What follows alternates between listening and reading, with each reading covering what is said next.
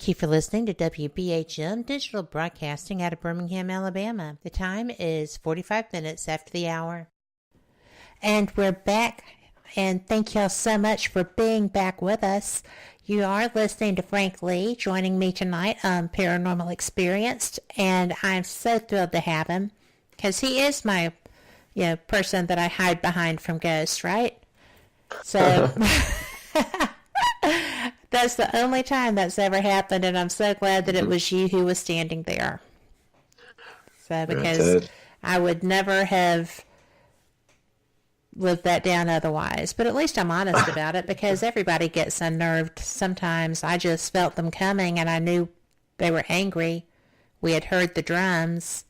Kim had seen them on the floor kneeling by those trees, so I knew that what I was feeling was real, including the emotion. So thank you for being my tree. Well, you know that if nothing else, I'm good at blocking things. True. True. Well, you were talking about the live listening and, protecting me. But I am so interested, because I've never asked you this either, and Carl just sent me a message asking, what kind of protections do you use before investigations, if any?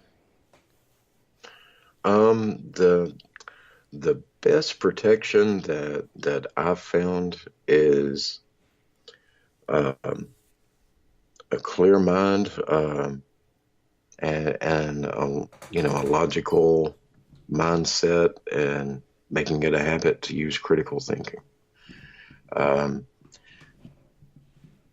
So many times I see people go into a location and, they've heard all this history about it, and they've psyched themselves out, and, they develop these preconceived notions, and even on a subconscious level, sometimes they build themselves up. And not only can it actually distract you and take you away from your investigation and affect it that way, but it becomes a point where it can alter your results, because you're expecting, for instance, Feliska Axe Murder House, one of my favorite places that I've investigated. I've heard so many people say, I wouldn't go anywhere near that house. That place there's something evil in that house. It's terrible. It's so scary, because they've seen it presented in a scary light on a popular TV show. Which gets ratings. Right. But to actually investigate there was nothing scary about it. Now, yes, it is a very, very active location. You have what seems to be residual and intelligent activity, as well as PK activity. I mean, that's just in the little 4-minute video from the investigation that I put on YouTube. We're getting disembodied voices, PK activity, the residual stuff, and the intelligent responses. And that's just in that small little clip. But there's nothing scary. Now, had I went in there with the mindset of, oh, this place is evil, or, I need to be afraid, then would I have been able to calmly keep my wits about me enough to notice these things that are going on and interact accordingly to be able to document and record all of that? Or would I have been too distracted? That's, but yeah, sound mind is, your best protection. And it's like I tell people all the time, the most effective tool for any situation is the pink squishy stuff between your ears. Yes. And just for the record, I carry a blessed crucifix with me, or a blessed cross. because I'm analytical and clear thinking and protected. So, because I have a creaky chair too, I need to oil that. But Katrina just joined us, and she was worried that she had missed most of it. I was like, oh, no. We still have another hour coming up after this.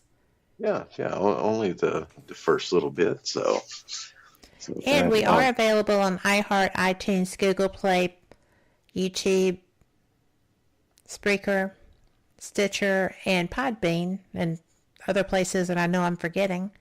So you can catch our archives if you missed that first hour, no worries. But what do you think, when we were in the woods that day, I'm gonna revisit that because of what you said about Kim. Kim is a computer person. She is very analytical. She does not get shaken. She does do protections and meditations before she goes on investigations. She is very clear-minded, and yet she had almost the same reaction I did to that experience. Why do you think that we both reacted in such an extreme fashion? That, I think that it really caught both of you off guard. But now with you, I think you kind of sensed that, something was going on, but wasn't expecting to see it right there in your face, the way that you did. I think it was, for you, it was more of like an overload of, okay, boom, here it is. With her, she tends to be more, A plus B must equal C, the hardcore logical type and I think that she started seeing some of the same things that you were talking about. And she's like, oh my God, she's not kidding. And there they are right there. Well, I think probably that's what it was, because she is sensitive. She doesn't trust it. And I think that the reason I reacted was because I knew I was who made them angry when I flashed that light over there. And I think it blew her away because you could see one crouching and one standing behind the tree. So there were two people, and I actually took her hand and put it where they were. And that, I think, was when she realized that, yes, I do know. Okay. Which was an unusual thing. And B, well, good heavens, there they are. Right. So. Right. I think that, that wide-eyed look of shock on her face that night was a big chunk of her skepticism leaving her body. Yes. It's the best way I think it was too. And for those that don't know, we are talking about our friend Kim Johnston, who is the founder of SCARE of Alabama, Spirit Communications and Research of Alabama, who I investigate with and Frank investigates with. We all investigate together around here. But she is someone who is very analytical. And it was an interesting moment in time. Because not long after that, you heard a big cat. Also. Which actually got me moving a lot faster than the ghost did, because we did have people that we were responsible for. And we're standing down by a water source, so they had to get taken back up to the bridge at least. But, it was an interesting moment in time. I'll just leave it at that. Right. And for anybody that doesn't know Kim, I mean, not only is she, just an awesome person to investigate with. But she is one of the best researchers. I mean, Yes, if there she is is. any history that exists, period, if somebody wrote it on a post-it note 100 years ago, she's going to find it. She is going to go through those archives of those great big old books that have dust all over them, and she's going to poof the dust off, and there it'll be. Hmm. Absolutely. That's why she's such a good writer. And she is, by Yeah, the way. yeah, yeah, definitely. That so yeah, and it's always fun when all three of us are on the same investigation, because that Yes, it is. I would like to that take her back to that house yes, yes, because that I would like to see her reactions. And she doesn't trust her gifts very well, but she knows they're there. So I would like to connect and interact with her on that too.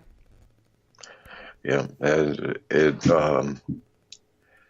I can just see the look of shock now, because I can relate to that. Sometimes Yes.